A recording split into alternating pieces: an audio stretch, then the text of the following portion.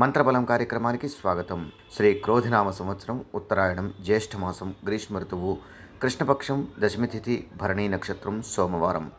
భరణీ నక్షత్రాధిపతి యముడు అనే విషయం మనకు తెలిసిందే. అందుకే ఈరోజు మనమంతా ఓం మృత్యుంజయాయ నమః అనే మృత్యుంజయ మంత్రాన్ని జపించడం వల్ల మృత్యు దోషాల నుండి ఉపశమనం కలుగుతుంది.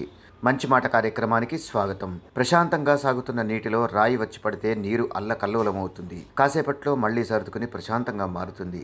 అలాగే ఇద్దరు వ్యక్తుల మధ్య అనుకోని సంఘటన ఏదైనా జరిగితే కొంత సమయం పాటు ఆందోళన తప్పదు. మనస్పర్ధలు చోటు చేసుకుంటాయి. అప్పటి వరకు సాగిన స్నేహపూర్వక వాతావరణం దెబ్బతింటుంది. అయితే తర్వాత ఆ విషయాన్ని మర్చిపోగలిగితే ఇరువైపులా తిరిగి స్నేహపూర్వక వాతావరణం నెలకొంటుంది. కొందరు కొన్ని సంఘటనల్ని అంత తేలిగ్గా మర్చిపోలేరు.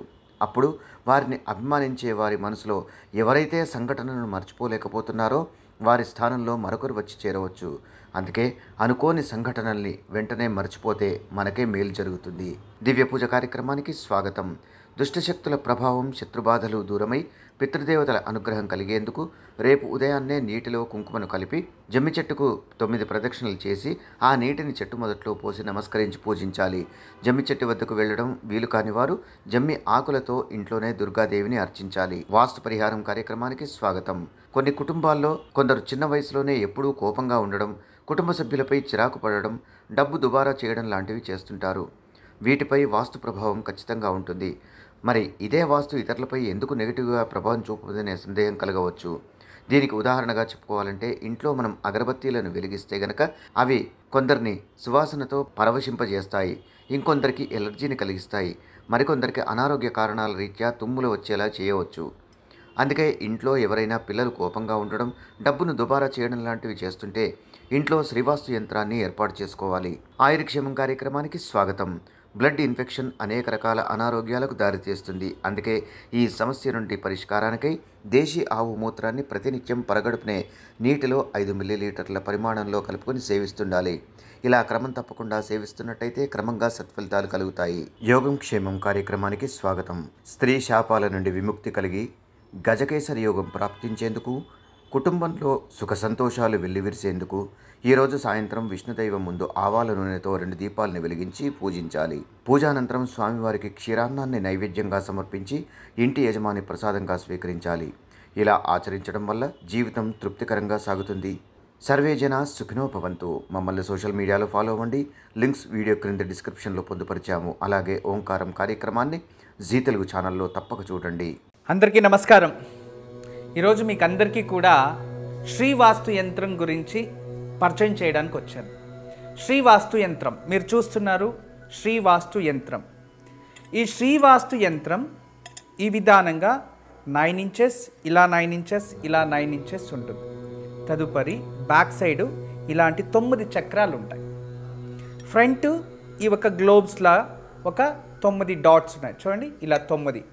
ఇది శ్రీవాస్తు యంత్రం అనేది ఒక కాస్మిక్ ఎనర్జీని అట్రాక్ట్ చేసుకుంటుంది. నెగిటివ్ ఎనర్జీని ఇంట్లో నుంచి బయటికి తరిమేస్తుంది. ఇది మీకు అందరికీ దానికి పరిష్కార మార్గంగా నేను ఇవి సూచిస్తున్నా.